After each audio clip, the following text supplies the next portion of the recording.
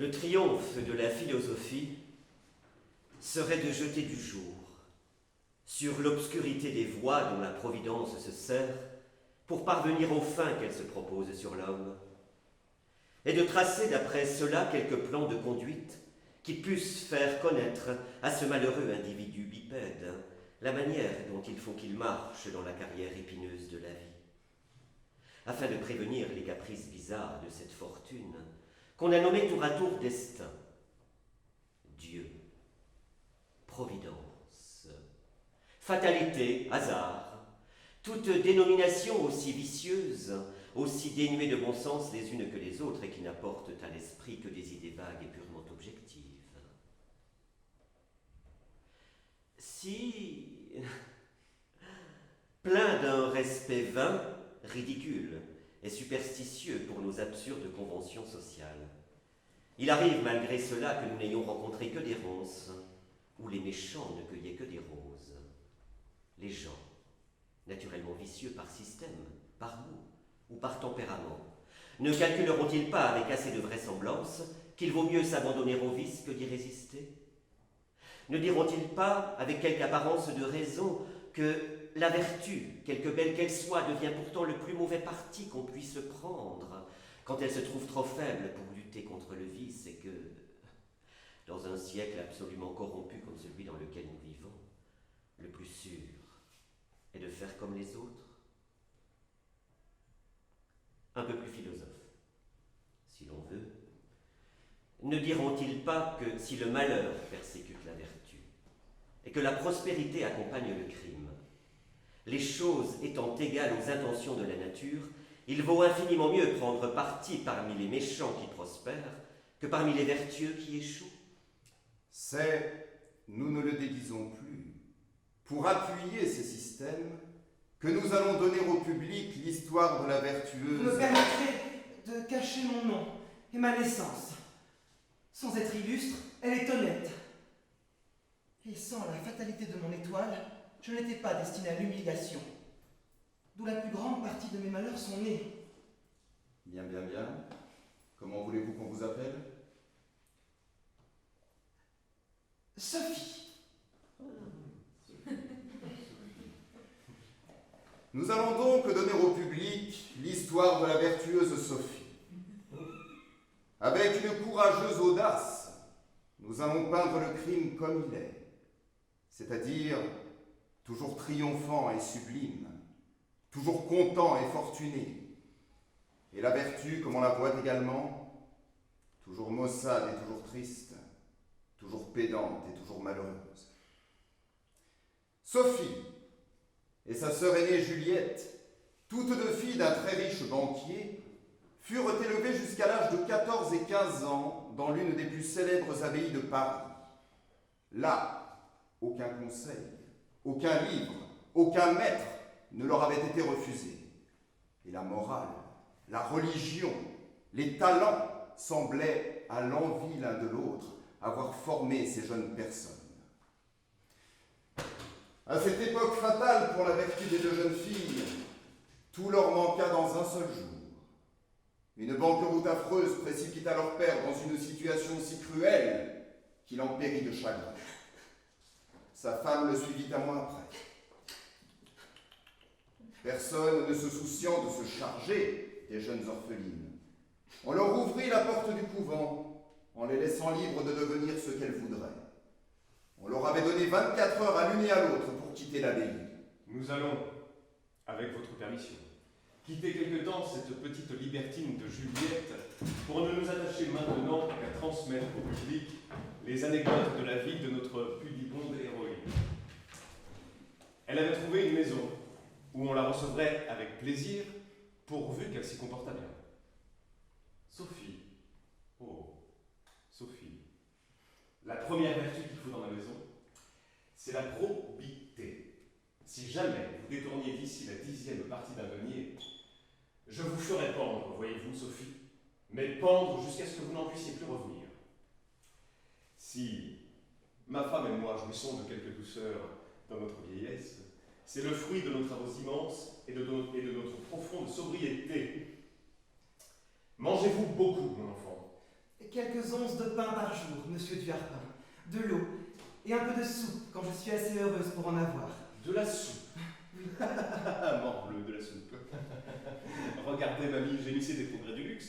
Ça cherche condition, ça meurt de faim et ça veut manger de la soupe. À peine le faisons-nous, une fois tous les dimanches, nous qui travaillons comme des forçats depuis 40 ans. Vous aurez 3 onces de pain par jour, ma fille. Bien, monsieur. Une demi-bouteille d'eau de rivière. Une vieille robe de ma femme tous les 18 mois pour vous faire des jupons. Et 3 écus de gage au bout de l'année, si nous sommes contents de vos services, si votre économie répond à la nôtre, et si vous faites enfin un peu prospérer la maison. Bien, monsieur. Notre service est autre chose, vous êtes seul. Il s'agit de frotter et de nettoyer 3 fois la semaine cet appartement de 6 pièces, de faire le lit de ma femme et le mien, de répondre à la porte, de poudrer ma perruque, de coiffer ma femme, de soigner le chien, le chat, le perroquet, de veiller à la cuisine, d'en nettoyer les ustensiles qu'ils servent ou non, d'aider à ma femme quand elle nous fait un morceau à manger, et d'employer le reste du jour à faire du linge, des bas, des bonnets et autres petits meubles de ménage. Vous voyez que ce n'est rien, Sophie. Non, monsieur. Il vous restera bien du temps à vous. Nous vous permettrons de l'employer pour votre compte et de faire également pour votre usage le linge et les vêtements dont vous pourrez avoir besoin. Rien de plus naturel que le désir de conserver son bien. Mais ce qui ne l'est pas autant, c'est l'envie de le doubler avec celui d'autrui. Et ce n'était que de cette façon que M. Duharpin devenait si riche.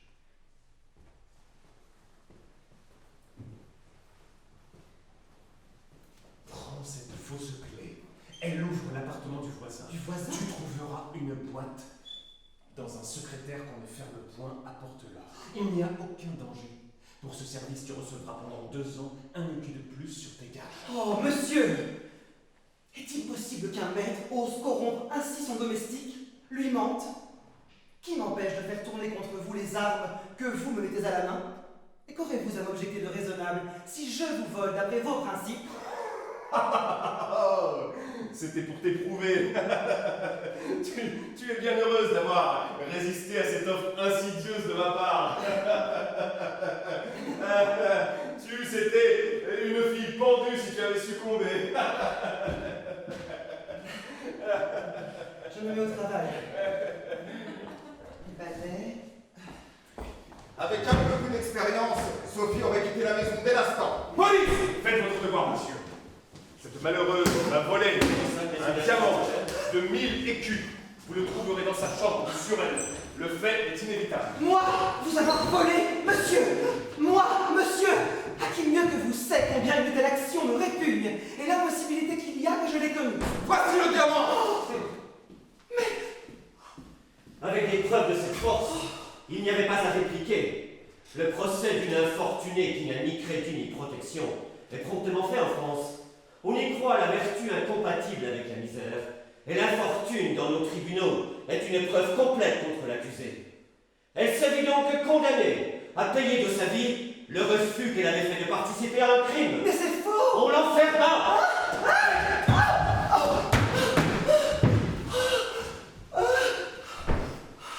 Sophie, je suis la Dubois.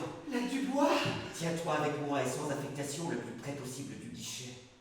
Entre 7 et 8 heures, le feu prendra à la conciergerie. C'est l'ouvrage de mes soins. Au milieu du meurtre et de l'incendie, nous nous sauverons. 2 de mes camarades, toi et moi.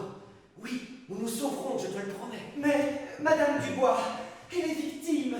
Des gens seront brûlés? Sans doute. Peu importe, Sophie. Le sort des autres doit être toujours nul dès qu'il s'agit de notre bien-être. Peu importe ce que le reste deviendra. Suis-nous! Non! Mais... Que faire? Bon, allez, Sophie. Madame Dubois! Attendez! C'est pas possible! Non, non! Madame Dubois!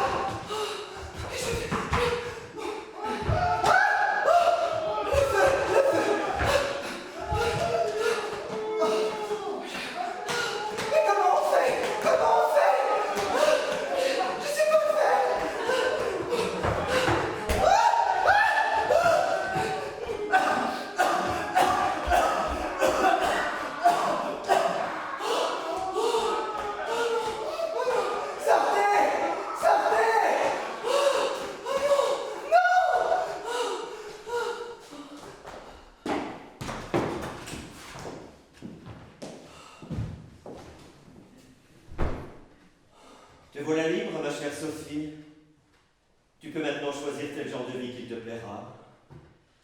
j'ai un conseil à te donner, c'est de renoncer à des pratiques de vertu qui, comme tu vois, ne t'ont jamais réussi. Une délicatesse déplacée t'a conduite au pied de l'échafaud, un crime affreux t'en sauve.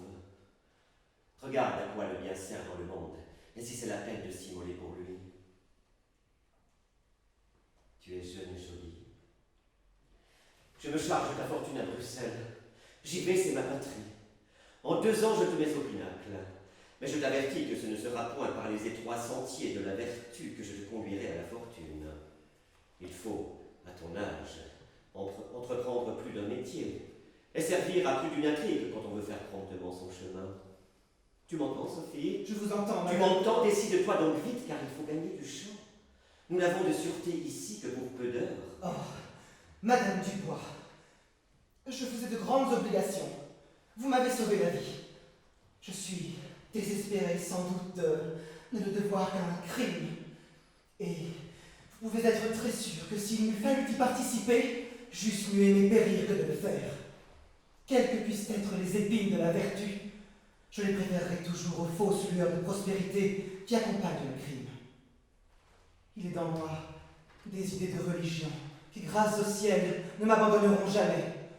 Si la Providence me rend pénible la carrière de la vie, c'est pour m'en dédommager plus amplement dans un monde meilleur.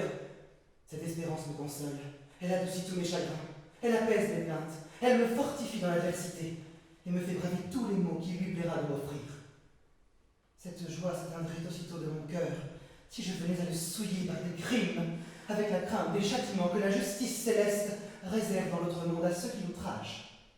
Voilà des systèmes absurdes qui te conduiront bientôt à l'hôpital, ma fille, crois-moi. Laisse là la justice céleste tes châtiments ou tes récompenses à venir. Tout cela n'est bon qu'à oublier quand on sort de l'école, ou qu'à faire mourir de faim si on a la bêtise d'y croire. La dureté des riches légitime la coquinerie des pauvres, mon enfant. Nous, que cette providence barbare dont tu as la folie de faire ton idole a condamné à ramper sur la terre comme le serpent dans l'herbe. Nous, qu'on ne voit qu'avec dédain parce que nous sommes pauvres, qu'on humilie parce que nous sommes faibles. Nous, qui ne trouvons enfin sur toute la surface du globe que du fiel et que des épines, tu veux que nous nous défendions du crime? Quand sa main seule nous ouvre la porte de la vie, nous y maintient, nous y conserve, Oui, nous empêche de la perdre? Tu veux que perpétuellement soumis et humiliés, pendant que cette classe qui nous maîtrise a pour elle toutes les faveurs de la fortune, nous n'ayons pour nous que la peine, que l'abattement et la douleur, que le besoin et que les larmes, que la flétrissure et l'échafaud? Non, non et non, Sophie!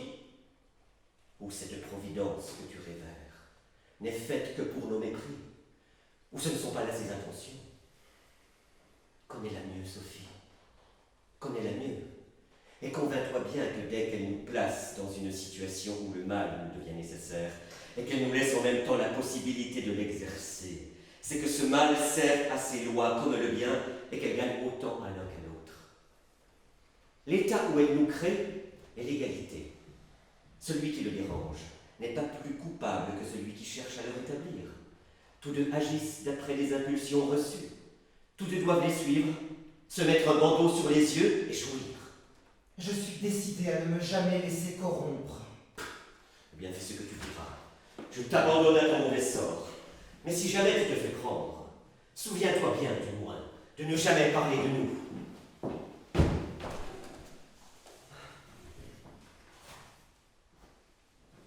Bel enfant, j'espère que vous ne me refuserez pas de passer la nuit près de vous. Moi, monsieur, devenir la maîtresse d'un... J'exige que Sophie se mette aussi nue que le jour qu'elle est venue au monde. Qu'en cet état, elle se prête tour à tour aux différents caprices luxurieux qu'il nous plaira de passer avec elle. Me mettre nu, me déshabiller devant des hommes. Oh, juste ciel, qu'exigez-vous? Et quand je serai livré de cette manière à vos regards, qui me garantira de vos insultes? Mais qui t'en garantit à présent? Putain! Oui, foutre Dieu, qui t'en garantit? Tu vois bien que tu es homme. Tu vois bien que la soumission est le seul parti que tu aies à prendre. Non, sacre Dieu, il faut que la bougresse passe. Oui, foutu nom d'un Dieu dont je me fous. Je veux la foutre ou l'égorger. Qu'elle choisisse. Obéis donc, ou tu es morte. Madame, sauvez-moi de la fureur de ces hommes!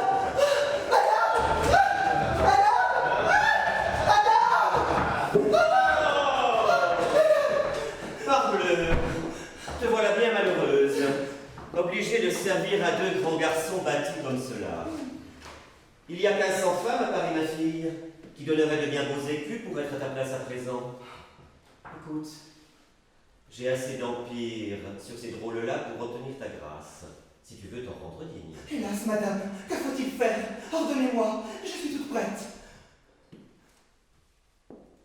Nous suivre, prendre parti avec nous, et commettre les mêmes choses sans la plus légère répugnance. À ce prix, je te garantis le reste. J'irai partout, madame, j'irai partout, je vous le promets. Sauvez-moi de la fureur de ces hommes, et je ne vous quitterai jamais. Enfant, cette fille est de la troupe. Je l'y reçois, je l'y installe, mais je vous défends de lui faire violence. Ne la dégoûtons pas du métier dès le premier jour.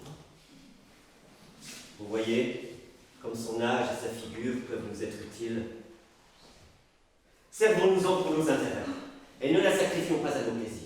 Ne dirait-on pas qu'il faut faire preuve de vertu pour être reçu dans une troupe de voleurs? Et qu'il faut avoir son pucelage pour aller tuer sur les grands chemins? Il faut la foutre. Et la bien foutre. Je ne vois que ce moyen pour la convertir. Il est inouï comme une femme adopte vite les principes de celui qui la fout. L'élément du flambeau de la philosophie, c'est le foutre. Moi d'abord. Et de quel droit faut-il que tu commences? Non, ce ne sera pas le cas après moi. Non mais justement, comment ça? Bah ouais, moi, mais tu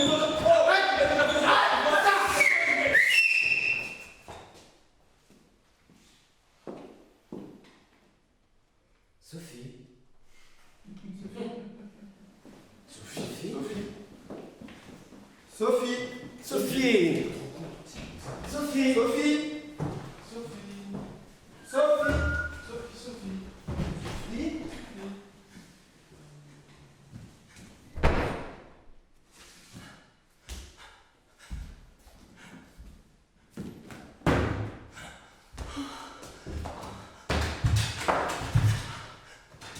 Être suprême, être suprême, mon vrai protecteur et mon guide, daigne prendre pitié de ma misère. Tu vois avec quelle confiance je place en toi tout mon espoir. Daigne m'arracher aux dangers qui me poursuivent, ou par une mort moins ignominieuse que celle à laquelle je viens d'échapper, daigne au moins me rappeler promptement vers toi.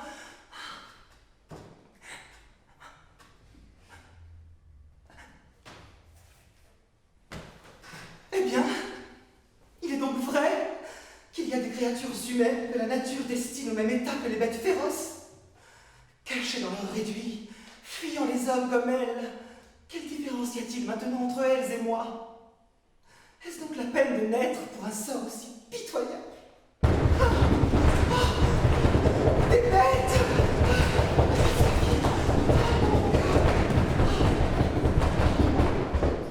Viens, mon ami. Viens.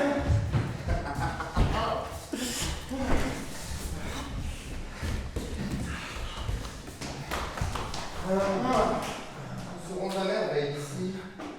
La cruelle et fatale présence de ma mère ne m'empêchera pas au moins de goûter un moment avec toi les plaisirs qui me sont si chers.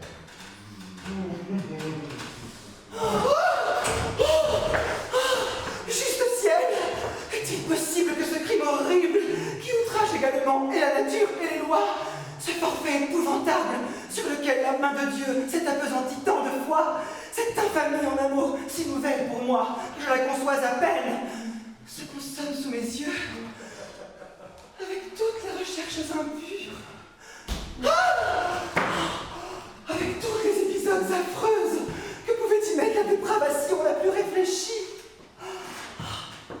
Et quelles étaient ces infamies? Nous voyons ici quelques spectateurs plus curieux de ces obscénités que des détails vertueux de l'intéressante Sophie nous suppliaient de leur dévoiler ces horreurs.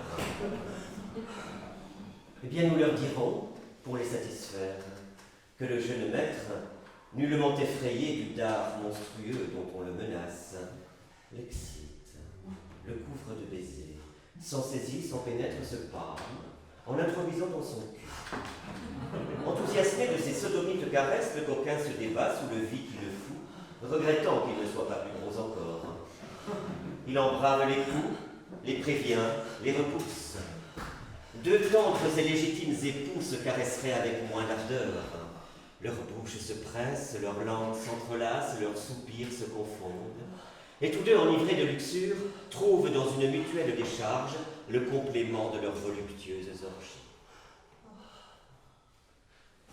L'hommage se renouvelle. Et pour en rallumer l'encens, rien n'est épargné par celui qui l'exige. Baiser, attouchement, pollution, raffinement de la plus insigne débauche, tout s'emploie à dessein de renouveler des forces qui s'éteignent, et tout réussit, à les ranimer 5 fois de suite. Oh, que ce temps parut long à Sophie, et combien l'obligation de contempler le crime est déchirante pour la vertu. Enfin, rassasiés sans doute, les scandaleux acteurs de cette scène se lèvent pour regagner le chemin qui doit les conduire chez eux, lorsque le maître, s'approchant du buisson pour y déposer le foutre dont son cul vient d'être inondé, aperçoit en se relevant la pointe du mouchoir dont est enveloppée la tête de Sophie.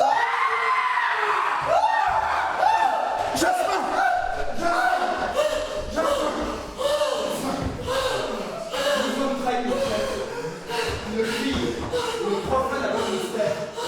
Approche-toi, sortons cette coquine de là et sachons ce qu'il faut faire.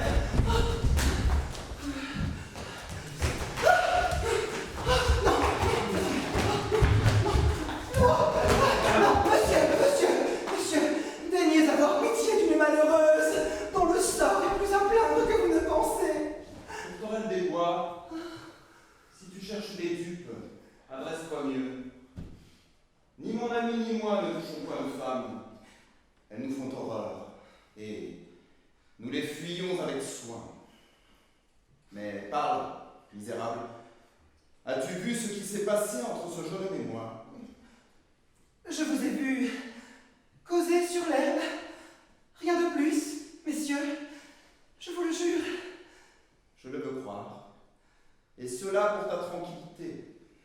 Car si j'imaginais que tu eusses pu voir autre chose, tu ne sortirais jamais de ce buisson. Allons, Jasmin. Il est de bonne heure. Nous avons le temps d'ouïr les aventures de cette catin. Qu'elle nous les dise dans l'instant. Ensuite, nous l'attacherons à ce gros chêne et nous lui esserrons nos couteaux de chasse sur le corps. Non, messieurs, attendez. Je m'appelle Sophie. Je suis orpheline. J'ai été placée chez un homme qui m'a demandé de commettre un vol, ce que j'ai immédiatement refusé. Malheureusement, j'ai quand même été mise en prison pour cela. Là-bas, j'ai rencontré une femme horrible qui a mis le feu à la prison. Je me suis enfuie avec elle, bien contre mon gré, et je me suis retrouvée dans la forêt avec des brigands. J'ai voulu m'enfuir et je me suis cachée. Allons, Jasmin. Soyons justes une fois dans notre vie, mon cher. L'équitable Thémis a condamné cette coquine. Ne souffrons pas que les vues de la déesse soient aussi cruellement frustrées, et faisons subir à la criminelle l'arrêt qu'elle allait encourir. Ce n'est pas un crime que nous allons commettre, c'est une vertu, mon ami. C'est un rétablissement dans l'ordre moral des choses. Allez. Non, monsieur, ce n'est pas un rétablissement. Je suis innocente. Vous n'avez pas compris l'histoire. Attendez, je vous la redis. Et on va dans ce sens. Non, monsieur, pitié.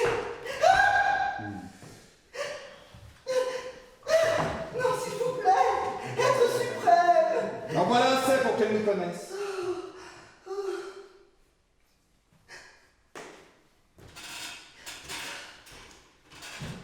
Sophie, rhabillez-vous.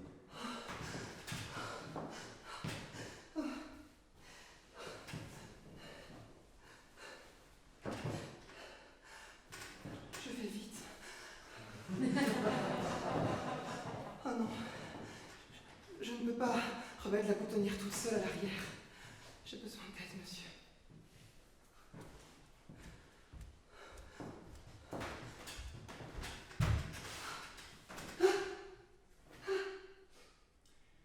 Soyez discrète et suivez-nous.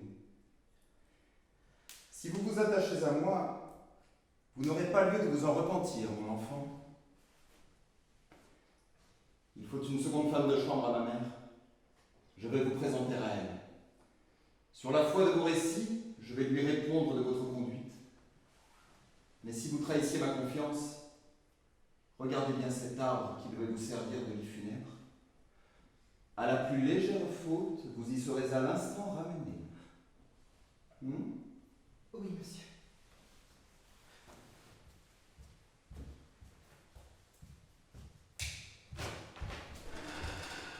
Quels que eussent été les indignes procédés de Bressac pour elle, dès le premier jour qu'elle l'avait vu, il lui avait été impossible de se défendre d'un mouvement violent de tendresse pour lui.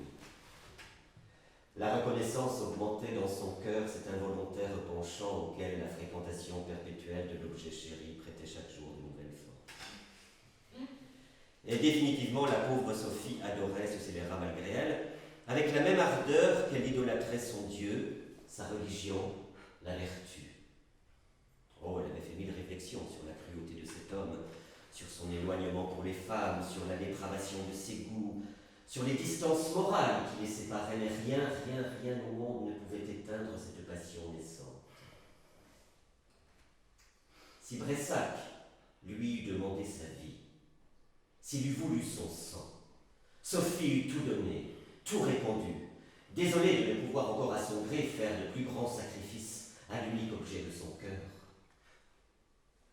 Voilà l'amour. Voilà pourquoi les Grecs le peignirent avec un bandeau. Mais Sophie n'avait jamais parlé. Et l'ingrat Bressac était loin de démêler la cause des pleurs qu'elle versait journellement pour lui. Il eût été bien difficile pourtant qu'il ne se doutât pas du désir qu'elle avait de voler au-devant de tout ce qui pouvait lui plaire, qu'il n'entrevit pas des prévenances assez fortes, assez aveugles pour servir même ses erreurs, et le soin qu'elle avait de les déguiser toujours à sa mère. Sophie, par cette conduite, avait mérité l'entière confiance du jeune Bressac. Et tout ce qui venait de cet amant chéri paraissait d'un tel prix aux yeux de Sophie que bien souvent l'infortuné s'imaginait avoir obtenu de l'amour.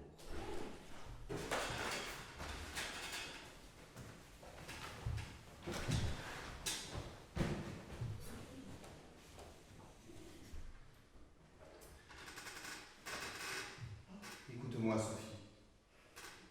J'ai des choses de la plus grande conséquence à te confier. Commence par me jurer que tu ne révéleras jamais rien de ce que je te vais dire. Ah, monsieur, pouvez-vous me croire capable d'abuser de votre confiance? Tu ne sais pas tout ce que tu risquerais si tu venais à me prouver que je me suis trompé en te l'accordant. Le plus grand de mes chagrins serait de l'avoir perdu. Je n'ai pas besoin de plus grandes menaces. Eh bien, Sophie, j'ai conjuré contre les jours de ma mère, et c'est ta main que j'ai choisie pour me servir. Moi? Monsieur? Ciel! Comment deux projets semblables ont-ils pu vous venir dans l'esprit? Prenez mes jours, monsieur. Ils sont à vous. Disposez-en. Je vous les dois. Mais n'imaginez jamais obtenir de moi de me prêter à un crime dont l'idée seule est insoutenable à mon cœur. Écoute, Sophie. Je me suis bien douté de tes répugnances. Mais comme tu as de l'esprit, je me suis flatté de les vaincre en te faisant voir que ce crime que tu trouves si énorme n'est au fond qu'une chose toute simple. Deux forfaits s'offrent ici à tes yeux peu philosophiques. La destruction de son semblable et le mal dans cette destruction s'augmente quand ce semblable est notre maître. Oui, Quant à la destruction de son semblable, sois-en certaine, Sophie. Elle est purement chimérique. Toute forme est égale aux yeux de la nature. Rien ne se perd dans le creuset immense où ces variations s'exécutent. Toutes les portions de matière qui s'y jettent se renouvellent incessamment sous d'autres figures. Nos destructions raniment son pouvoir. Elles entretiennent son énergie, mais aucune ne l'atténue. mais monsieur, Et qu'importe à la nature toujours créatrice que cette masse de chair, conformant aujourd'hui une femme, se reproduise demain sous la forme de 1000 insectes différents. reste cher. Que peut lui faire que par ce qu'on appelle le crime d'un homme, un autre soit changé en mouche ou en laitue?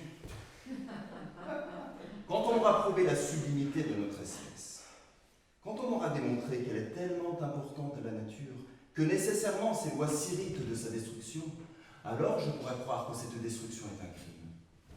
Mais je ne supposerai jamais que le changement de ces êtres en mille autres puisse jamais offenser ces lois. Je me dirais, tous les hommes, toutes les plantes, tous les animaux, croissants, végétants, se détruisant par les mêmes moyens, ne recevant jamais une mort réelle, mais une simple variation dans ce qui les modifie. Tous, dis-je, se poussant, se détruisant, se procréant indifféremment, paraissent un instant sous une forme et l'instant d'après sous une autre, peuvent changer 1000 et 1000 fois dans un jour, sans qu'une seule loi de la nature en puisse être un moment affectée. Monsieur, Mais cet être que j'attaque est ma mère. voilà, C'est l'être qui m'a porté dans son sein. oui. Et quoi? Ce sera cette vaine considération qui m'arrêtera? Et quel titre aura-t-elle pour y réussir? Songeait-elle à moi, cette mère, quand sa lubricité la fit concevoir le fœtus dont je dérivais? Fœtus. Puis-je lui devoir de la reconnaissance pour s'être occupé de son plaisir? Ce n'est pas le sang de la mère d'ailleurs qui forme l'enfant, c'est celui du père seul. Pas le sein de la femelle fructifie, conserve, élabore, mais il ne fournit rien. Et voilà la réflexion qui jamais ne m'eût fait attenter au jour de mon père, pendant que je regarde comme une chose toute simple de trancher le fil de ceux de ma mère. S'il est donc possible que le cœur de l'enfant puisse s'émouvoir avec justice de quelques sentiments de gratitude envers une mère, ce ne peut être qu'en raison de ses procédés pour nous. Si elle en a eu de bons, nous pouvons l'aimer. Peut-être même le devons-nous. Mais oui, Et si elle n'en a eu que de mauvais, non seulement nous ne lui devons plus rien, mais tout nous dicte de nous en défaire. Par cette force puissante de l'égoïsme qui engage naturellement et invinciblement l'homme à se débarrasser de tout ce qui lui nuit. ah monsieur, monsieur, daignez un instant écouter votre cœur au lieu de vos passions.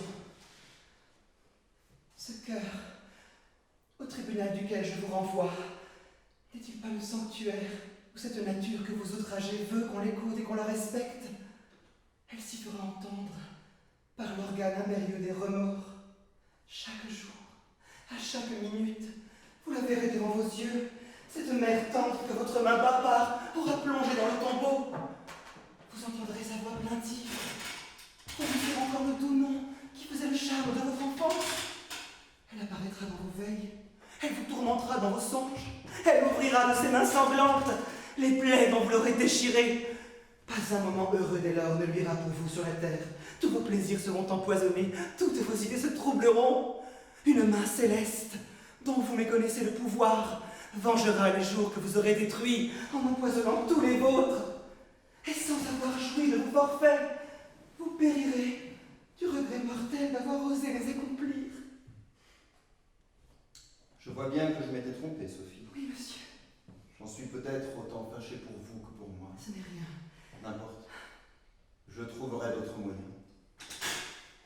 Et vous aurez beaucoup perdu près de moi sans que votre maîtresse y ait rien gagné. Attendez! J'accepte.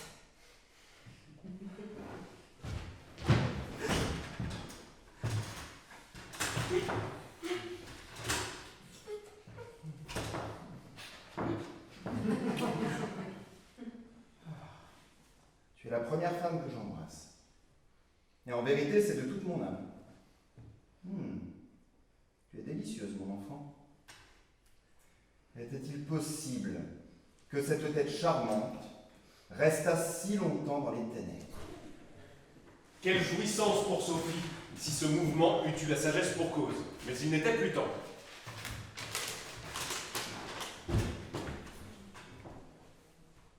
Oh, ma chère Sophie, comme les prospérités pleuvent sur moi, un oncle sur la succession duquel je ne comptais nullement vient de me laisser 80 000 livres de rente en mourant.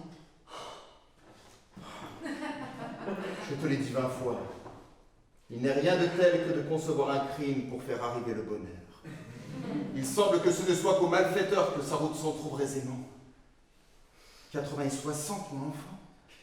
Voilà 140 000 livres de rente qui vont servir à mes plaisirs. Et quoi, monsieur?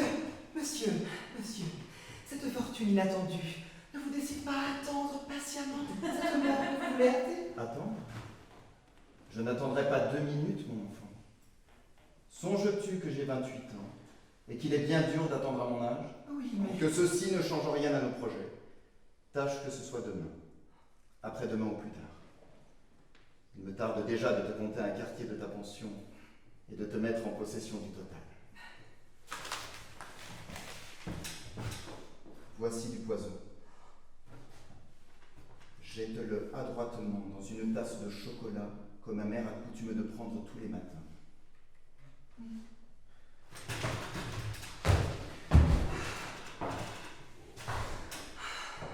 Oh ciel!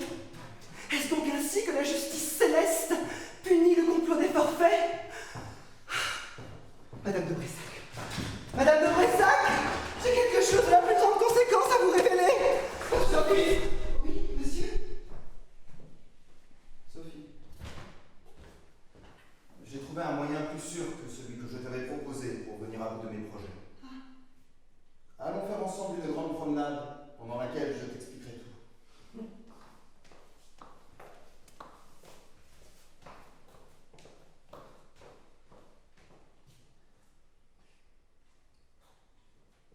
De quoi s'agit-il?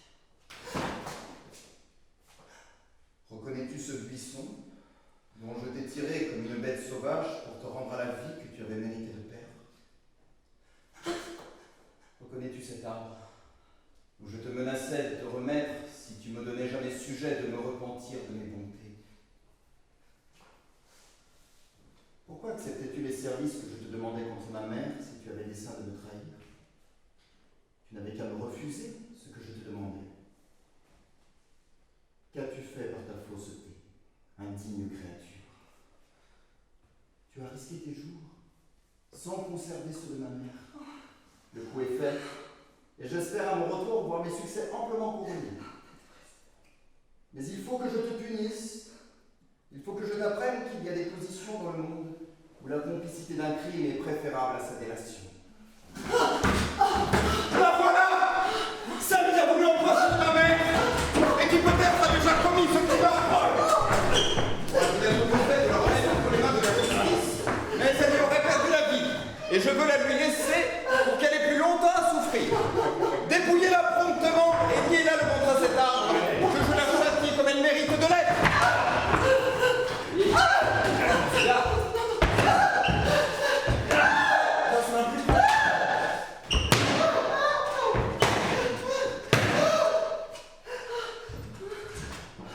Eh bien, Catin, trouves-tu que la vertu te coûte un peu cher? Et 2000 écus de pension ne valaient-ils pas bien 100 coups de nerfs de bœuf? Je suis bien bon de te sauver la vie. Je suis bien bon de te sauver la vie. Relève-toi.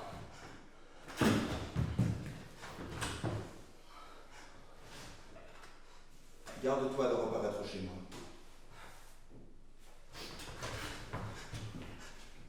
Tu vas publiquement passer pour la meurtrière de ma mère. Toute la maison le saura. Je vous dénoncerai à la justice. Je suis déterminé à vous poursuivre jusqu'aux enfers si vous abusez par des plaintes calomniatrices de la vie que je veux bien vous laisser. Ah, monsieur!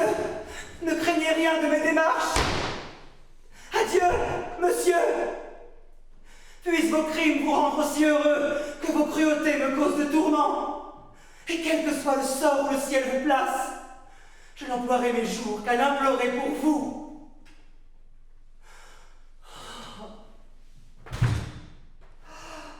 Oh mon Dieu! Mon Dieu! Vous l'avez voulu. Il était dans votre volonté que l'innocent devint encore la proie du coupable. Disposez de moi, Seigneur. Je suis encore bien loin des maux que vous avez soufferts pour nous. Puisse ce que j'endure en vous adorant me rendre digne un jour des récompenses que vous promettez aux faibles quand ils vous glorifient dans ces peines. Mon Seigneur, puisse des récompenses venir un jour. Mademoiselle, si, comme je le suppose, vous cherchez une place, Monsieur Rodin se fera, j'en suis sûr, plaisir de vous être utile. C'est un parfait honnête homme, extrêmement aimé dans Saint-Marcel et qui jouit de la considération générale. Je suis chirurgien.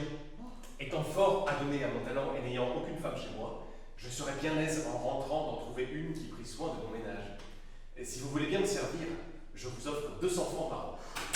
Juste ciel, Monsieur Rodin, jugez si j'accepte avec plaisir. C'est vrai? Que bien sûr, Génial. je m'appelle Sophie. Merci beaucoup. Je suis ravie. Génial, c'est génial. Vous prendrez des balais avant vous. Bien sûr. C'est un peu en vrac et tout, ça a besoin de propos. Non, je vais le faire, monsieur. Merci beaucoup, merci. Merci à vous. C'est super. Mais allez-y, faites. On se voit tout à l'heure. Bien sûr, ce sera propre. Ah, génial. Merci beaucoup. C'est balai de l'entreprise.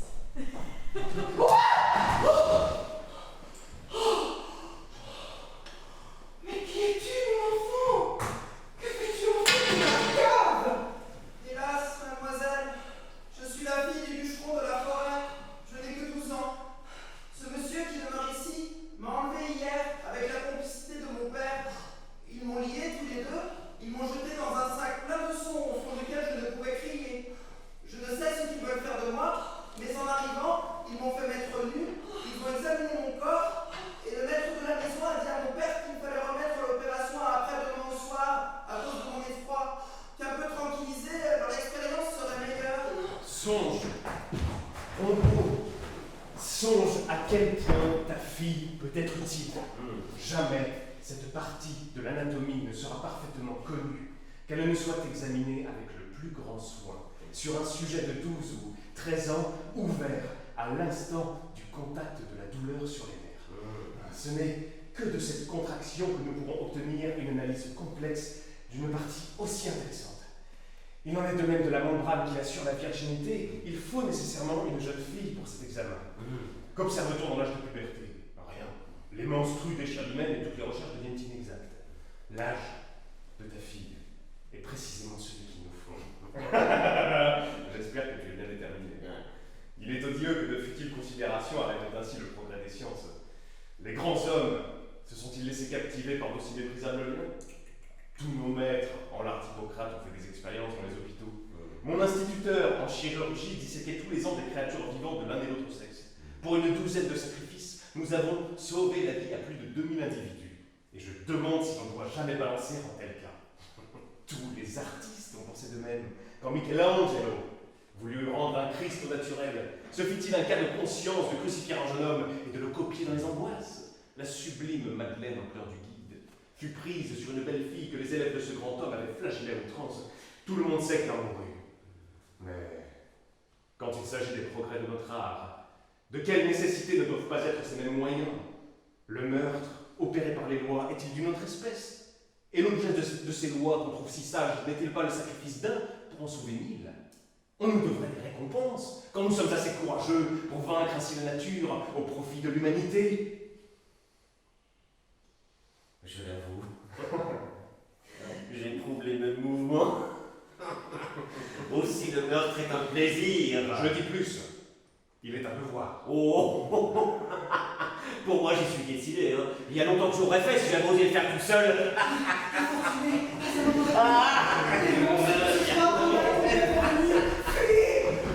Sophie, où vas-tu?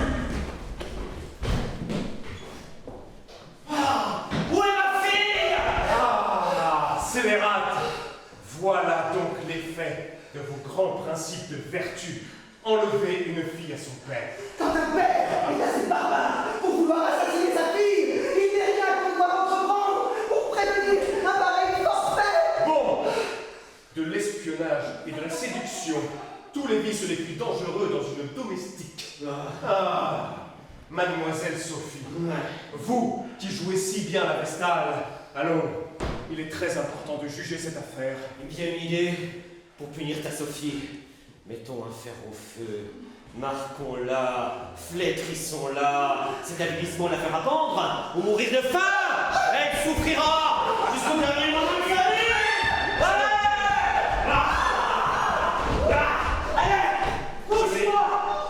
Je l'ai prise fouettée Quai.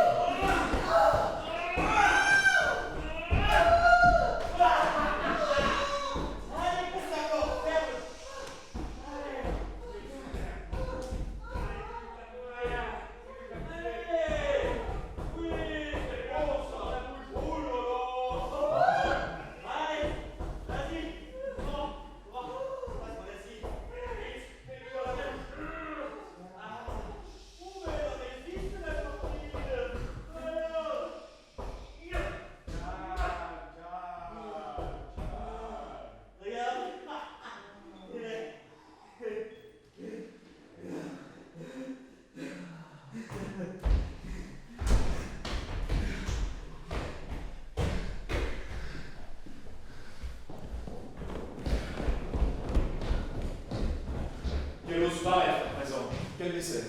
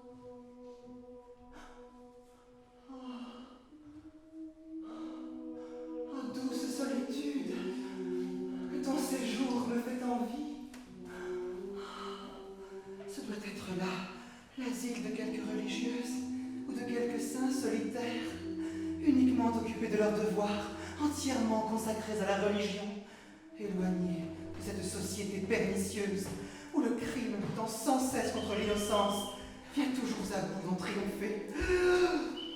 Je suis sûre que toutes les vertus doivent habiter là. Oui, monsieur Berger, bonjour. Bonjour. Pouvez-vous me dire quel est cet endroit d'où vient ce chant mélodieux? Ah, c'est l'abbaye de Sainte-Marie-des-Bois. Oh, une abbaye. Une abbaye de bénédictins, occupée par 3 religieux dont rien n'égale la piété, la continence et les mœurs. On y va une fois par an en pèlerinage, près d'une vierge miraculeuse dont les gens pieux obtiennent tout ce qu'ils veulent. Allez-y, mademoiselle, allez-y. Oh oui, Vous n'en reviendrez pas sans vous sentir meilleur. Monsieur Berger, je la verrai, je l'adorerai. C'est là qu'il l'être suprême accorda la grâce d'enfanter un Dieu.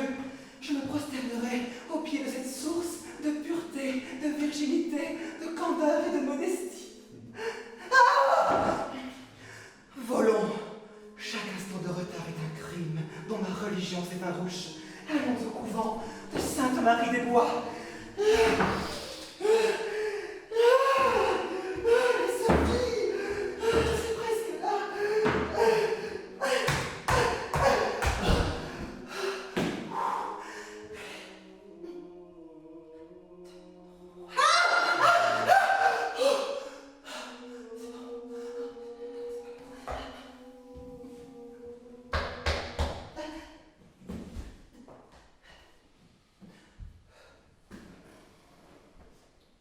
Que voulez-vous? Ne peut-on parler au supérieur? Qu'avez-vous à lui dire? Un saint devoir m'amène. M'est-il permis de le remplir? Je serai remise de toutes les fatigues que j'ai essuyées pour parvenir en cette solitude, si je peux me jeter aux pieds de la miraculeuse Vierge dont on y conserve l'image. Un instant, s'il vous plaît. Oh, merci. Oh.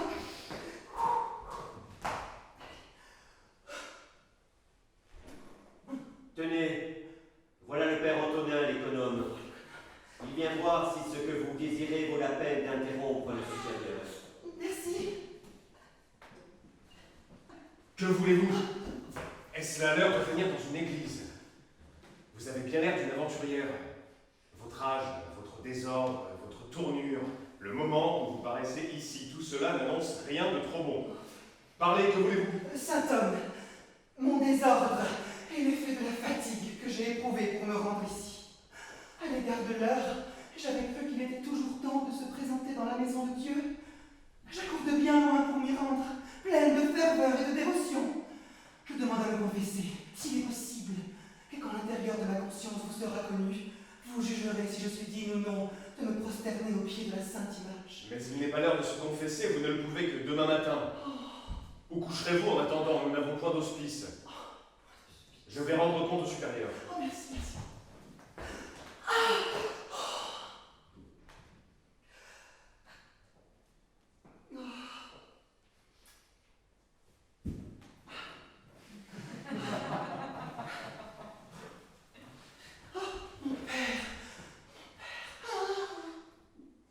Mon enfant, quoique l'heure soit absolument indue et que nous ne soyons point dans l'usage de recevoir si tard, j'entendrai cependant votre confession.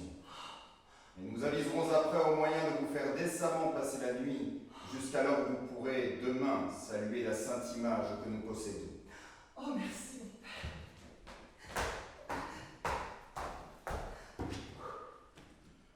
Je vous écoute, mon enfant.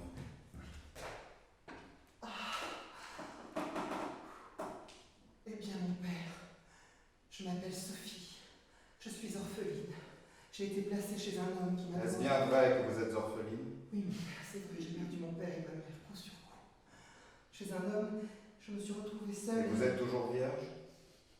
Bien sûr, mon père, même si je porte sur moi le sceau de l'infamie, mais c'est un malfrat qui me l'a fait, pour me punir de ne pas... Êtes-vous certaine de n'avoir plus ni pareil, ni ami, ni protection, ni personne en un mot à qui vous pûtes écrire? Oh oui, certaine, mon père. Toutes les personnes que j'ai rencontrées sont... À qui avez-vous confié votre dessein de venir ici? À un berger que j'ai croisé sur la route. Vous n'y avez point donné de rendez-vous au retour? Oh non, mon père, je ne le connaissais pas et l'expérience m'a appris qu'il ne fallait pas se fier aux inconnus. Vous ne craignez pas d'avoir été suivi? Si, je le crains, car à chaque fois que je me croyais seule, il y avait quelqu'un qui arrivait, mais je ne sais pas, mon père. Êtes-vous bien sûr que personne ne vous a vu entrer au couvent? Oui, quand j'étais à la porte... Eh bien, venez, mon enfant. Il est trop tard pour vous faire saluer la Vierge ce soir. Je vous procurerai la douce satisfaction de communier demain au pied de son image. Mais commençons par songer à vous faire ce soir et souper et coucher. Mais quoi, mon père? Dans l'intérieur de votre maison? Et où donc, charmante pèlerine? Quoi? Vous craignez de passer la nuit avec 3 religieux? Oh, vous verrez, mon ange, que nous ne sommes pas si bigots que nous en avons l'air, et que nous savons nous amuser d'une jolie fille. Oh, juste ciel! Il est donc écrit que tout ce que je ferai sera puni par un crime! Oh non! Non! Double catin, t'imagines-tu qu'il soit temps de reculer? Ah, ventre bleu, tu vas bientôt voir s'il ne serait peut-être pas plus heureux pour toi d'être tombé dans une retraite de voleurs qu'au milieu de 3 récollets. Les amis! Il nous en manquait une. La voilà. Permettez que je vous présente un véritable phénomène. Voilà une Lucrèce qui porte à la fois sur ses épaules la marque des filles de mauvaise vie. Et là, mes amis, la preuve certaine d'une virginité reconnue. Il faut à l'instant vérifier les faits. Oh, parbleu! La douleur du corps dispose au plaisir. Je suis convaincu que cette belle enfant va rendre la plus heureux des hommes. Un moment. Mettons un peu de règle à nos procédés.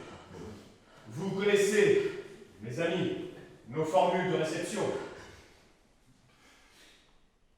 Qu'elles les subissent toutes, sans excepter aucune. Allez, Juste ciel! Il est donc écrit qu'aucun être ne vertu n'émanera de mon cœur, qui ne soit à la sens d'une peine! Quel mal faisais-je donc, grand Dieu, en désirant devenir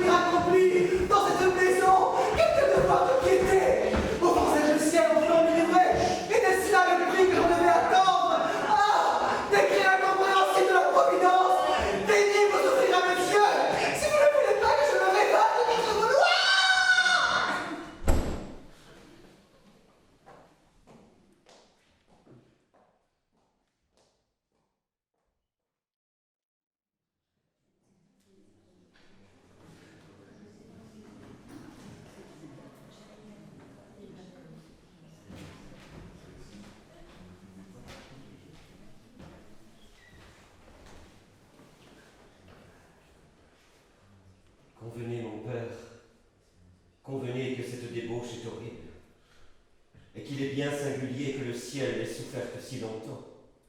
J'en conviens. Nous avons trouvé tout dans l'état où nous le rendons, et n'avons fait en tout que suivre l'usage indiqué par nos prédécesseurs. Soit, mais détruisons bien vite cette exécrable débauche, mon père. Elle révolterait dans des gens du monde.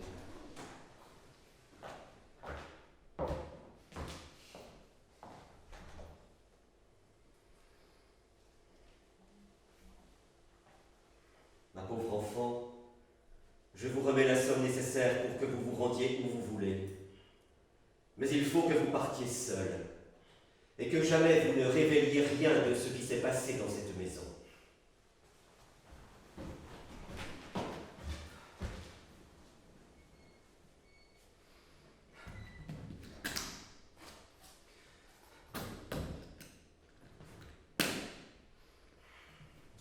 Hélas, j'étais pur quand je quittais autrefois cette même route, guidé par un principe de dévotion si funestement trompé. Et dans quel triste état puis-je me contempler maintenant?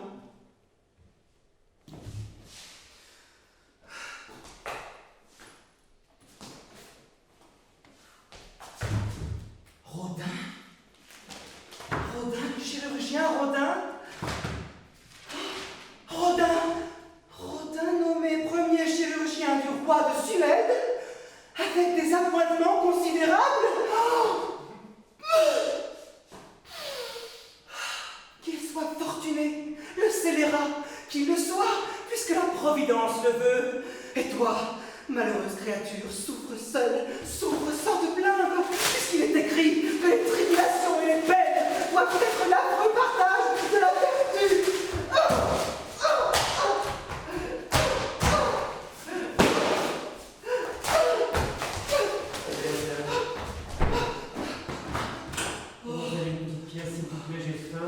J'ai 3 enfants, ma femme est à l'hôpital. Un mendiant. Mademoiselle Très bon. Oui, monsieur, oui. Monsieur, je vais vous donner quelque chose, évidemment, mais j'ai très peu d'argent à vous. Merci, monsieur. Je vous donne une pièce, laissez-moi chercher.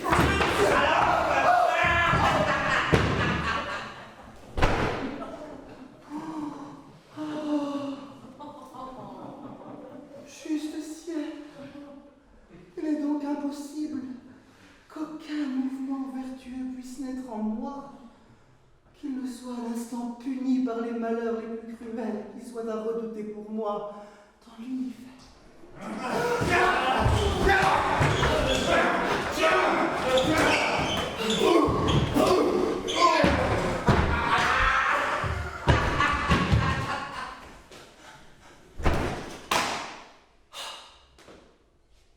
Hélas, voilà un infortuné plus à plaindre encore que moi.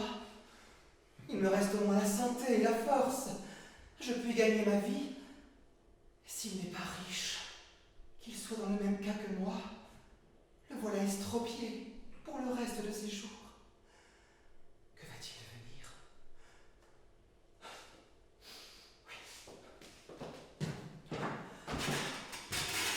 Un de ces seuls effets qui me restent pour prolonger ma vie. Je le mets en morceaux pour cet homme. Monsieur. Tenez.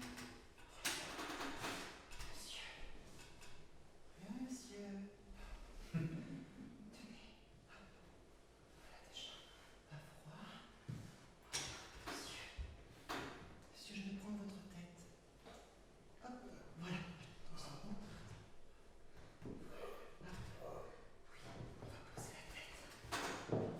Quel est l'ange bienfaisant qui m'apporte du secours? Et que puis-je faire pour lui témoigner ma gratitude? Votre ange bienfaisant s'appelle Sophie, monsieur. Je suis orpheline. J'ai connu bien des malheurs. Juste avant de vous rencontrer, je me suis fait... Que je suis heureux de pouvoir au moins reconnaître tout ce que vous venez de faire pour moi. Monsieur. Je m'appelle Dalville. Je possède un fort beau château dans les montagnes, à 15 lieues d'ici. Je vous y propose une retraite si vous voulez m'y suivre. Et pour que cette offre n'alarme point votre délicatesse, Je vais vous expliquer tout de suite à quoi vous me serez utile. D'accord, doucement. Ah, je suis marié. Ma femme a besoin près d'elle d'une femme sûre. Nous avons renvoyé dernièrement un mauvais sujet. Je vous offre sa place. Merci, monsieur. Mais par quel hasard, un homme comme vous se hasarde-t-il à voyager sans suite et s'expose à être malmené par des fripons? Un peu replet, jeune et vigoureux. Je suis depuis longtemps dans l'habitude de venir de chez moi à Vienne de cette manière. Ma santé et ma bourse y gagnent. Ce n'est pas cependant que je sois dans le cas de prendre garde à la dépense. Ah, car Dieu merci, je suis riche. Et vous en verrez incessamment la preuve si vous me faites l'amitié de venir chez moi. Ah. Ces deux hommes auxquels vous voyez que je viens d'avoir affaire sont deux petits gentillâtres du canton. L'un garde du corps, l'autre gendarme, c'est-à-dire deux escrocs. Je leur gagnais 100 louis la semaine passée. Je me contentais de leurs paroles. Je les rencontre aujourd'hui. Je leur demande ce qu'ils me doivent. Et vous avez vu comme ils m'ont payé. Oui. Doucement, doucement. Je me sens un peu mieux grâce à vos soins. Oh, monsieur, je sais. La nuit s'approche. Gagnons un logis distant d'environ 2 lieues d'ici, d'où moyennant les chevaux que nous y prendrons demain matin, nous pourrons peut-être arriver chez moi le même soir. Bien, bien, monsieur. Oui, vous y allez. Attendez, je vais vous aider. Absolument décidée à profiter du secours que le ciel semblait lui envoyer, Sophie aide Dalville à se remettre en marche.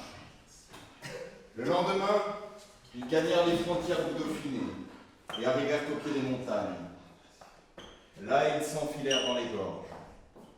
Ils avaient alors tellement quitté toute habitation et toute route humaine que Sophie se crut au bout de l'univers.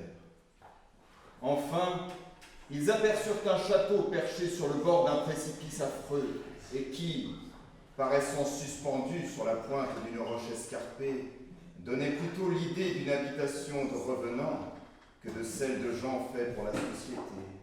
Voilà ma maison. Je suis bien étonné de vous voir habiter une telle solitude. On habite où l'on peut. Qu'avez-vous, Sophie? Vous n'êtes point hors de France. Ce château est sur les frontières du Dauphiné, mais il en dépend toujours. Soit, monsieur, mais comment peut-il vous être venu dans l'esprit de vous fixer dans un tel coupe-gorge? Oh, coupe-gorge, non, ce n'est pas tout à fait un coupe-gorge, mon enfant. Mais ce n'est pas non plus l'habitation de bien honnêtes gens. Oh, monsieur, vous me faites frémir. Où me menez-vous donc? Je te mène servir des faux monnayeurs. Tata! Dis voilà! Vois-tu ce bruit?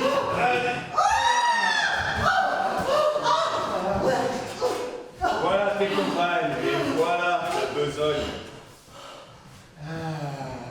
Moyennant que tu travailleras 12 heures par jour à tourner cette roue, que tu seras comme tes compagnes, bien et dûment battues chaque fois que tu te relâcheras. Pour ta liberté, renonce-y, tu ne reverras jamais le ciel. Quand tu seras morte à la peine, on te jettera dans ce trou que tu vois à côté du puits par-dessus 30 ou 40 qui y sont déjà, et on te remplacera par une autre. Oh ciel, monsieur! Monsieur!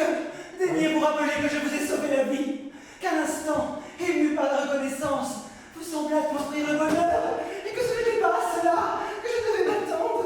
Qu'entends-tu? Je te prie par ce sentiment de reconnaissance dont tu t'imagines m'avoir captivé.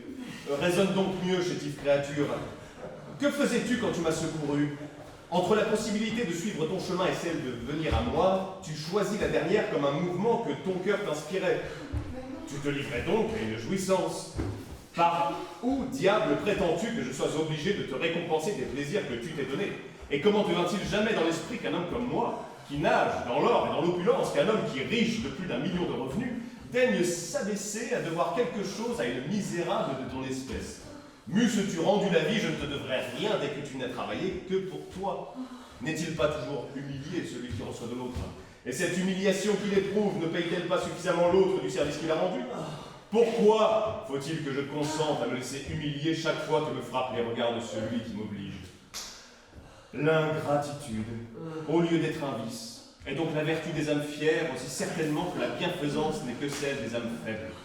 L'esclave la prêche à son maître, parce qu'il en a besoin.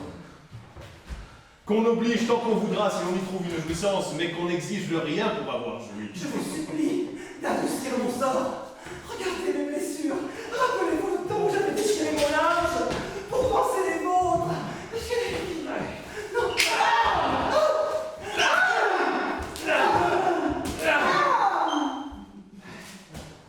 Voilà, comme tu seras traitée, coquine. Malheureusement, tu manqueras à ton devoir. Je ne fais pas ceci pour y avoir manqué, mais seulement pour te montrer comme je traite celle qui m'ont. Est-il possible qu'il y ait des hommes assez barbares pour étouffer en eux le sentiment de la reconnaissance? Et celui qui l'étouffe avec tant d'inhumanité doit-il être autre chose qu'un monstre? Quelle différence peut-il y avoir entre un tel homme et l'animal le moins apprivoisé des bois?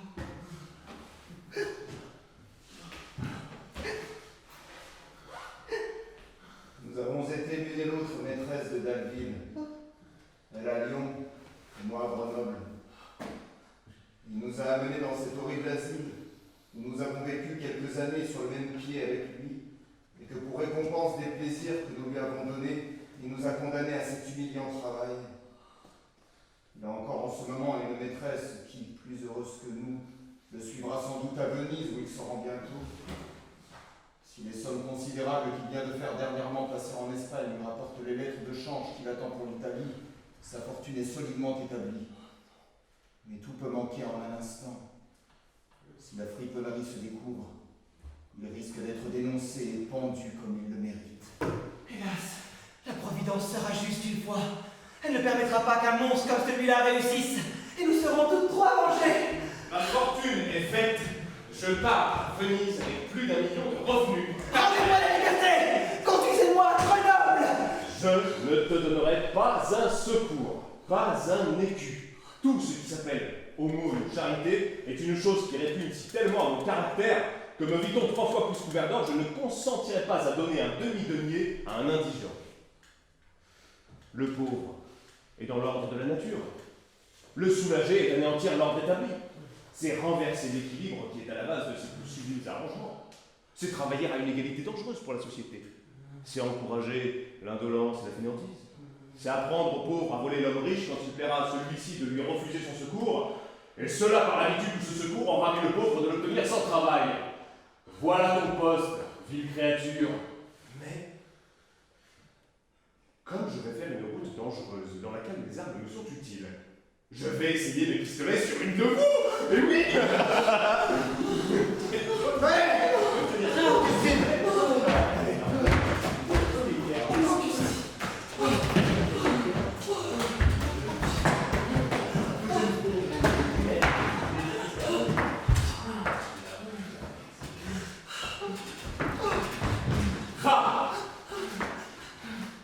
Va porter de mes nouvelles en l'autre monde. Va dire au diable de Dalville, le plus riche des scélérats de la terre, et celui qui brave le plus insolemment est la main du ciel et la sienne.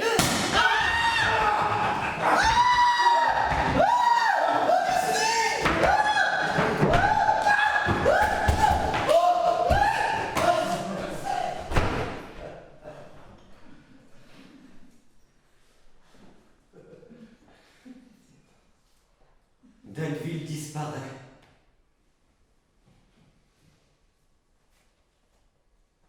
Quand soudain les portes s'enfoncent, les fossés s'escaladent, et le château se trouve rempli de plus de 60 cavaliers de maréchaussée.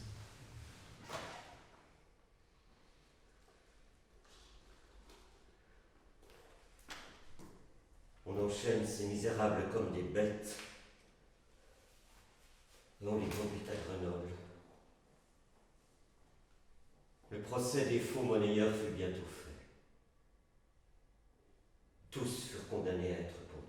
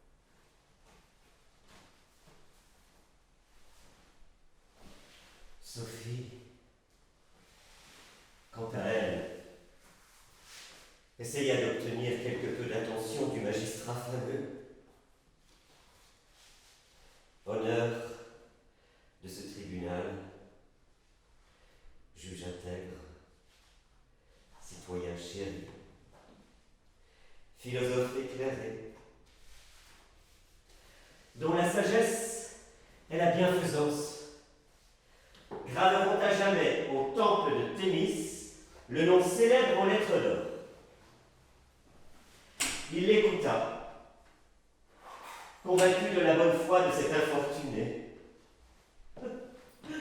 Il devint lui-même son avocat.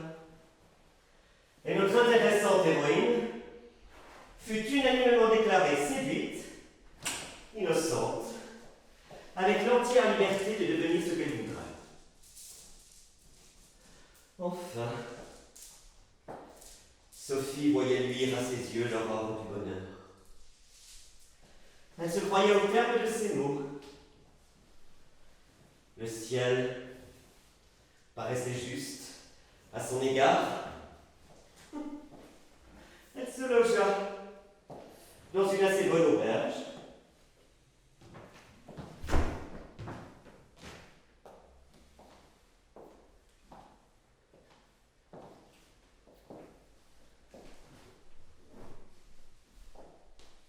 Sophie?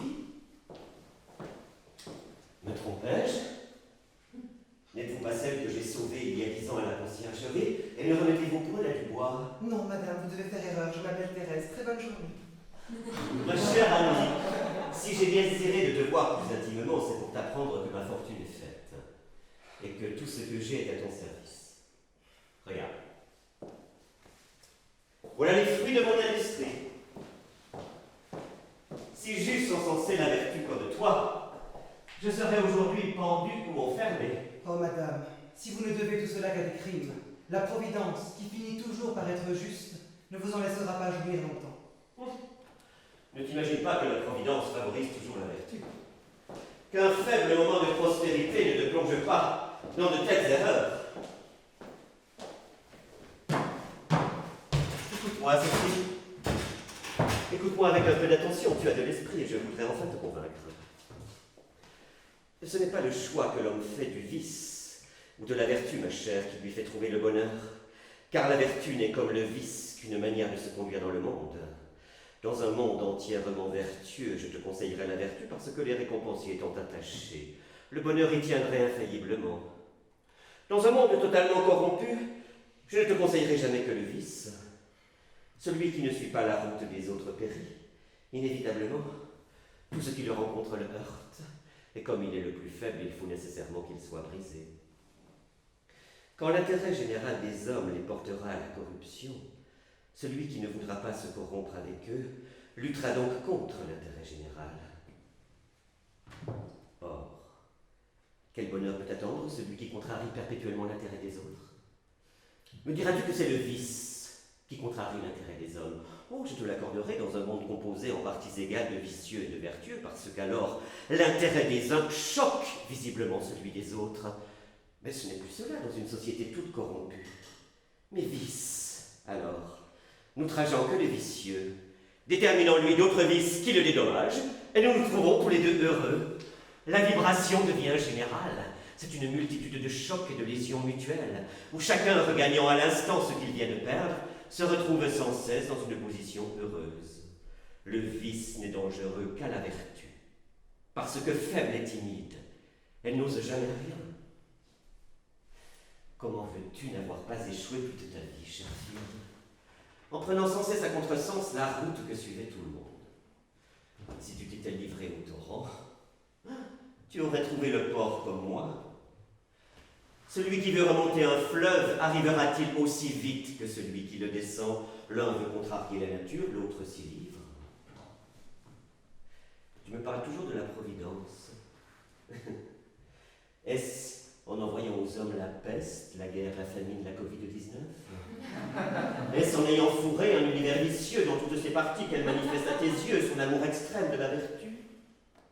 Et pourquoi veux-tu que les individus vicieux lui déplaisent, puisqu'elle n'agit elle-même que par des vices, que tout est vice et corruption, que tout est crime et désordre, dans sa volonté et dans ses œuvres? Et de qui tenons-nous d'ailleurs ces mouvements qui nous entraînent au mal? N'est-ce pas sa main qui nous les donne? Est-il une seule de nos volontés ou de nos sensations qui ne viennent d'elle? Est-il donc raisonnable de dire qu'elle nous laisserait ou nous donnerait des penchants pour une chose qui lui serait inutile? Si donc les vices lui servent, pourquoi voudrions-nous nous y opposer? De quel droit travaillerions-nous à les détruire et d'où vient que nous résisterions à leur pouvoir? Un peu plus de philosophie dans le monde remettra bientôt tout à sa place et fera voir aux législateurs et aux magistrats que ces vices qu'ils blâment et punissent avec tant de rigueur ont quelquefois un degré d'utilité bien plus grand que ces vertus qu'ils prêchent sans jamais les récompenser. Mais quand je serais assez faible, madame, pour me livrer à vos affreux systèmes, comment parviendriez-vous à étouffer le remords qui ferait à tout instant naître dans mon cœur? Le remords est une chimère, Sophie. Il n'est que le murmure imbécile de l'âme assez faible pour ne pas oser l'anéantir. L'anéantir? Le peut-on? Rien de plus aisé. On ne se repent que de ce qu'on n'est pas dans l'usage de faire. Renouvelez souvent ce qui vous donne des remords et vous parviendrez à les éteindre. Opposez-leur le flambeau des puissants, les lois puissantes de l'intérêt, vous les aurez bientôt dissipées. Le remords ne prouve pas le crime. Il dénote seulement une âme facile à subjuguer.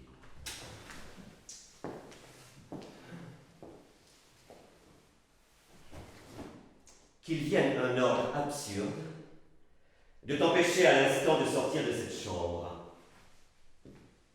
Tu n'en sortiras pas sans remords, quel que certain qu'il soit, tu ne ferais pourtant aucun mal à en sortir. Il n'est donc pas vrai qu'il n'y ait que le crime qui donne des remords. Il n'est donc pas vrai qu'il n'y ait que le crime qui donne des remords. Il n'est donc pas vrai.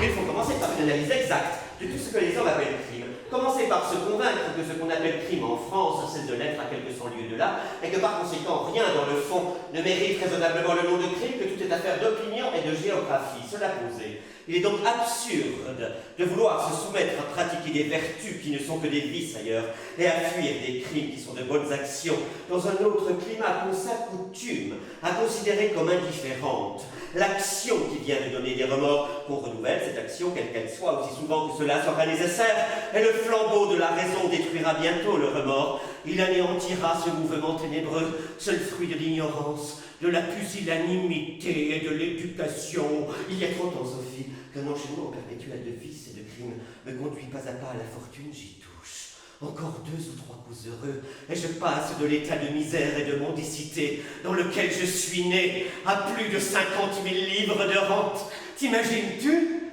que dans cette carrière brillamment parcourue, le remords soit un seul instant venu me faire sentir ses épines? Ne le crois pas, je n'ai jamais connu. Oh, un revers affreux me plongerait à l'instant du pinacle à l'abîme, que je ne l'admettrais pas davantage.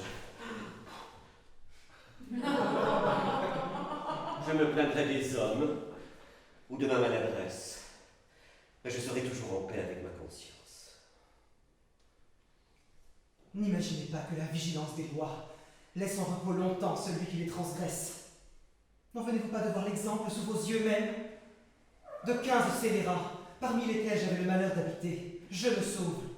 14 périssent ignominieusement.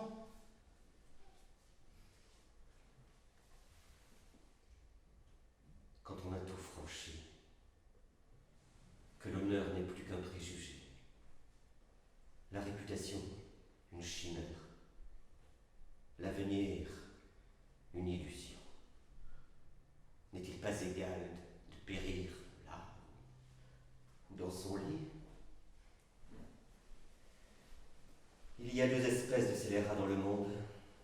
Celui qu'une fortune puissante, un crédit prodigieux met à l'abri de cette fin tragique, et celui qui ne l'évitera pas s'il est pris.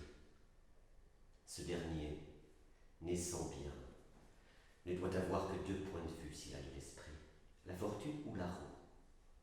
S'il réussit au premier, il a ce qu'il a désiré. S'il n'attrape que l'autre, quel regret peut-il avoir puisqu'il n'a rien à perdre? Les lois sont donc nulles vis-à-vis de tous les scélérats, car elles n'atteignent pas celui qui est puissant. Celui qui est heureux s'y soustrait. Et le malheureux, n'ayant d'autres ressources que leur glaive, elles doivent être sans effroi pour lui. Et croyez-vous que la justice céleste n'attende pas dans un monde meilleur celui que le crime n'a pas effrayé dans celui-ci? Je crois que s'il y avait un Dieu, il y aurait moins de mal sur la terre. Je crois que si le mal existe sur la terre, ou ces désordres sont nécessités par ce Dieu, ou il est au-dessus de ses forces de l'empêcher. Or, je ne crains point un Dieu qui ne soit pour faible ou méchant. Je le brave sans peur et me ris de sa Vous foule. me faites frémir, madame. Pardonnez-moi de ne pouvoir écouter plus longtemps vos exécrables sophismes et vos odieux blasphèmes. Arrête, arrête, Sophie, Sophie.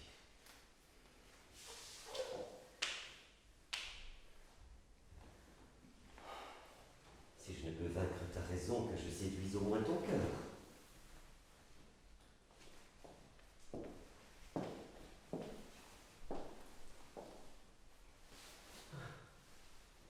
J'ai besoin de toi. Ne me refuse pas tes secours.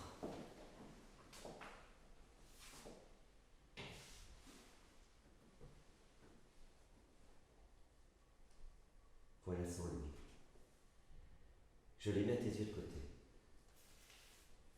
Ils sont à toi dès que le cours a réussi. De quoi s'agit-il? As-tu remarqué ce jeune négociant de Lyon qui mange avec nous depuis 3 jours? Qui?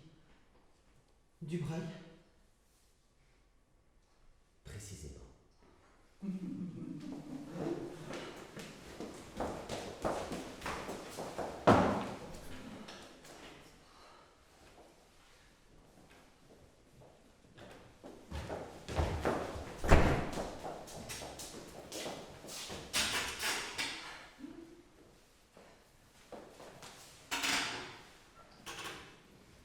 Eh bien, Il est amoureux de toi.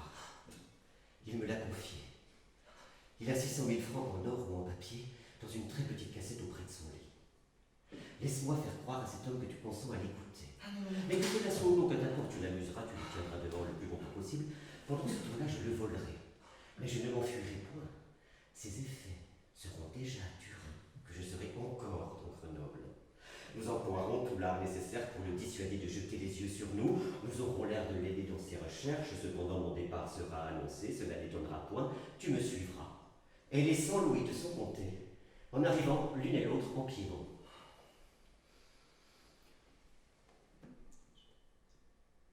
je le veux, madame. Mais réfléchissez-vous, madame, que si Dubreuil est amoureux de moi, je puis en tirer bien plus, ou en le prévenant ou en me vendant à lui, que le peu que vous m'offrez pour le trahir. Cela est vrai. Je commence à croire que le ciel t'a donné plus d'art qu'à moi pour le crime. Eh bien,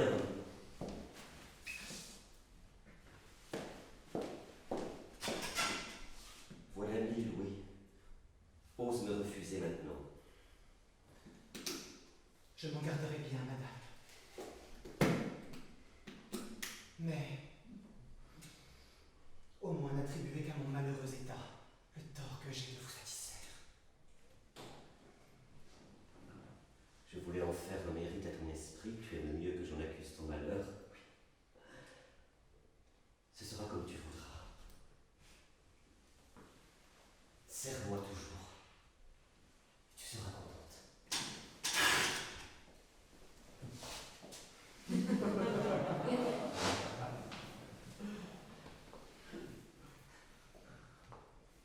Monsieur, Sophie.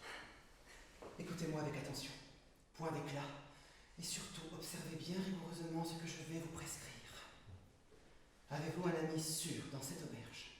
Ah oui?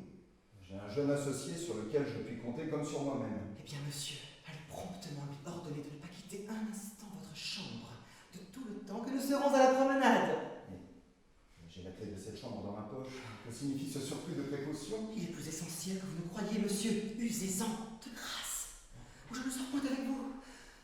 La femme qui est là-bas près de l'extincteur, c'est une scélérate. Elle n'arrange la partie que nous allons faire ensemble que pour vous voler plus à l'aise pendant ce temps-là. Mais si, pressez-vous, monsieur. Elle nous observe, elle est dangereuse. Que je n'ai pas l'air de vous prévenir de rien. Remettez promptement votre clé à votre ami, qui aille s'établir dans votre chambre avec quelques autres personnes si cela lui est possible, et que cette garnison en bouge, que nous ne soyons revenus. Merci.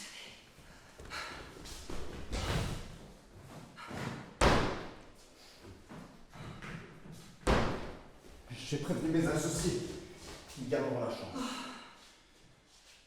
Sophie, nos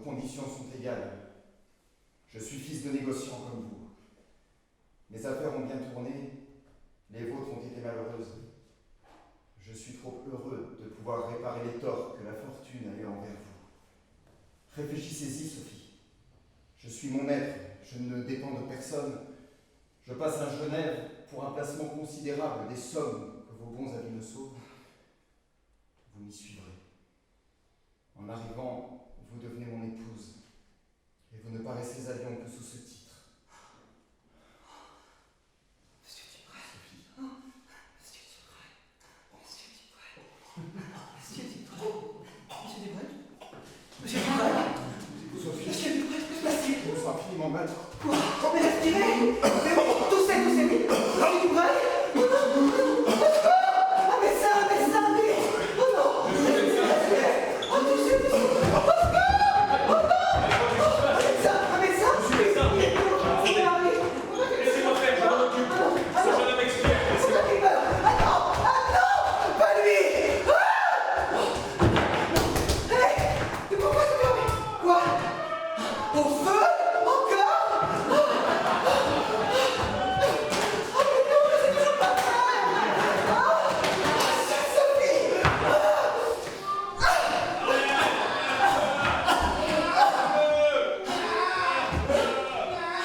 Un bébé? Un bébé dans le feu?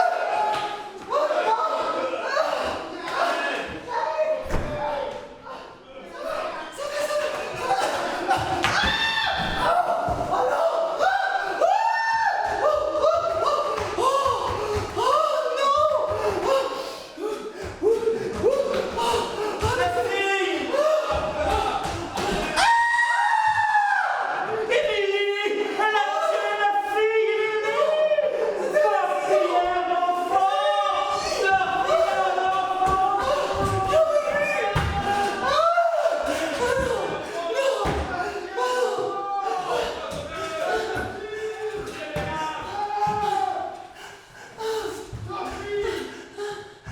Le tribunal vous condamne à la peine de mort par décapitation.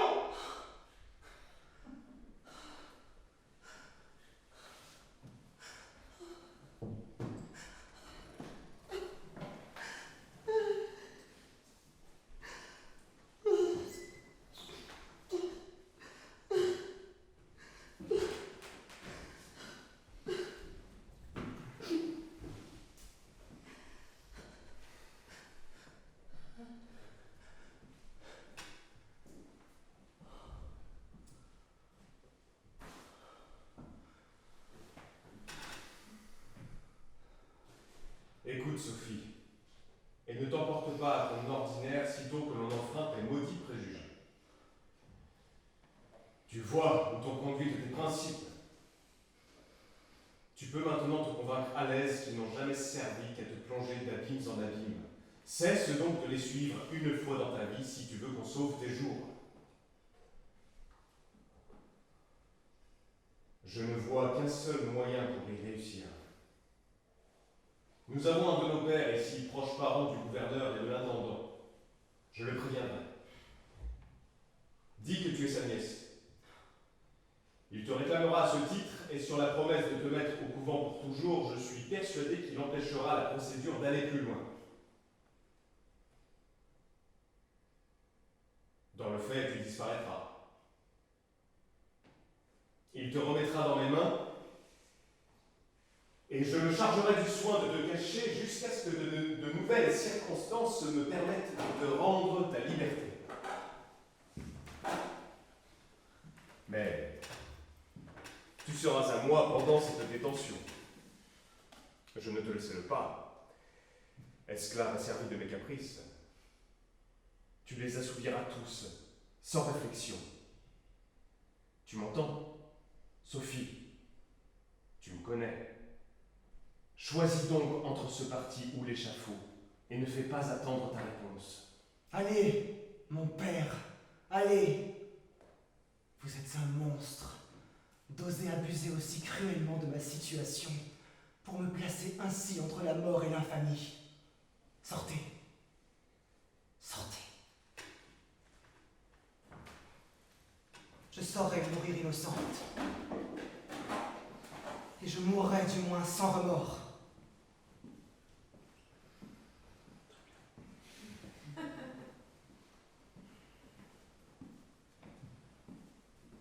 Sous quelle étoile fatale faut-il que je sois né pour qu'il me soit devenu impossible de concevoir un seul sentiment de vertu qui n'ait été aussitôt suivi d'un déluge de mots? Un usurier, dans mon enfance, veut m'engager à commettre un vol. Je le refuse, il s'enrichit, et je suis à la veille d'être pendu. Des fripons veulent me violer dans un bois parce que je refuse de les suivre. Ils prospèrent, et moi, je tombe dans les mains d'un marquis débauché qui me donne 100 coups de nerf de bœuf pour ne vouloir pas empoisonner sa mère. Je vais de là chez un chirurgien à qui j'épargne un crime exécrable. Le bourreau, pour récompense, me mutile, me marque et me congédie. Il fait sa fortune et je suis obligé de mendier mon pain. Je veux implorer avec ferveur l'être suprême. Le tribunal auguste où j'espère me purifier devient l'affreux théâtre de mon déshonneur et de mon infamie. Le monstre qui m'abuse et me flétrit s'élève à l'instant aux plus grands honneurs, pendant que je retombe dans l'abîme affreux de ma misère. Je veux soulager un pauvre, il me vole. Je secours un homme évanoui, le scélérat me fait tourner une roue comme une bête de somme. Il m'accable de coups quand les forces me manquent. Toutes les faveurs du sort viennent me combler, et je suis sur le point de perdre les jours pour avoir travaillé de force chez lui. Une femme indigne veut me séduire pour un nouveau crime. Je préserve sa victime du malheur. L'infortuné veut me récompenser de sa main. Il expire dans mes bras avant que de le pouvoir. Je m'expose dans un incendie pour sauver un enfant qui ne m'appartient pas. Et me voilà pour la 3e fois sous le glaive de Thémis.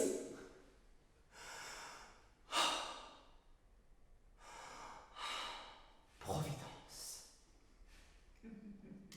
M'est-il enfin permis de douter de ta justice? Et de quel plus grand fléau eussé-je donc été accablé si, à l'exemple de mes persécuteurs, j'eusse toujours encensé le vice? L'astre se lève, mes gardes vont m'appeler.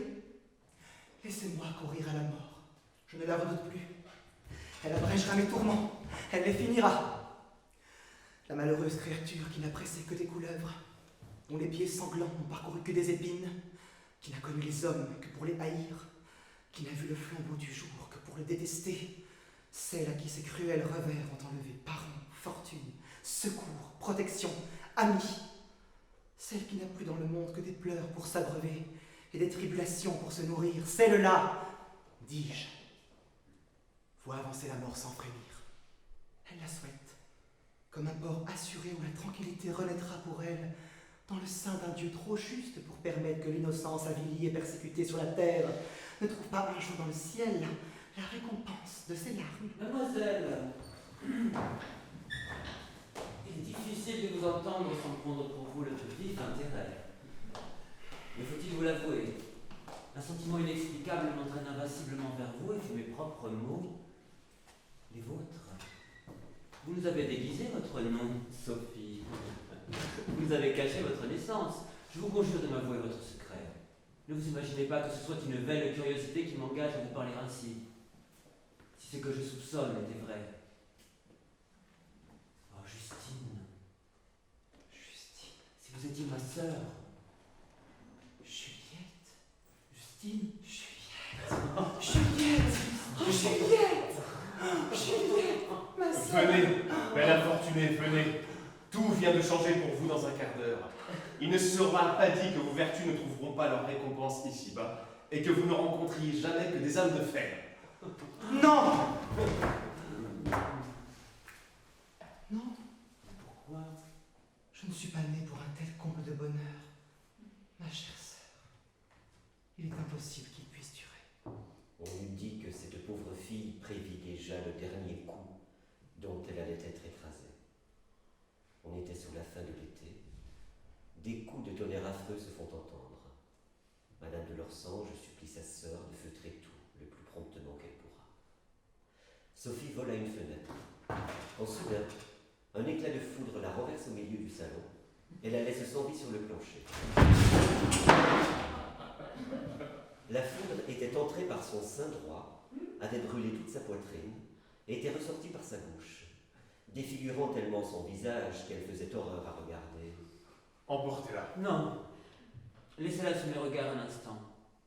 J'ai besoin de la contempler pour m'affirmer dans la résolution que je viens de prendre. Écoutez-moi, messieurs.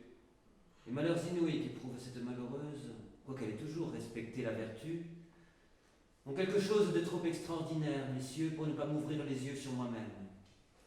Ces caprices du sort sont des énigmes de la Providence qu'il ne nous appartient pas de dévoiler, mais qui ne doivent jamais nous séduire. La prospérité du méchant est une épreuve où la Providence nous mène.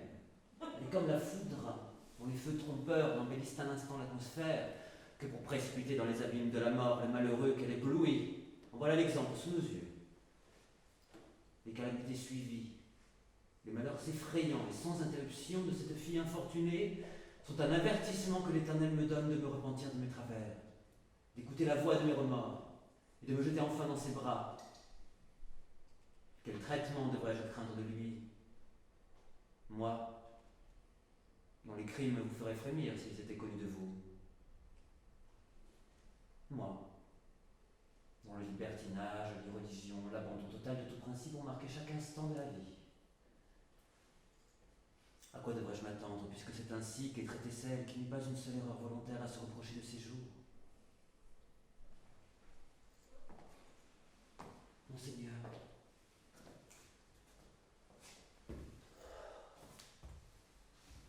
trouvez bon que j'aille par un repentir éternel abjurer au pied de l'être suprême les infamies dont je me suis souillé. Ô vous qui écoutez cette histoire, puissiez-vous en tirer le même profit que cette femme mondaine et corrigée. Puissiez-vous vous convaincre avec elle qu'il n'est de véritable bonheur que dans le sein de la vertu, et que si Dieu permet qu'elle soit persécutée sur la terre, c'est pour lui préparer dans le ciel une plus flatteuse récompense.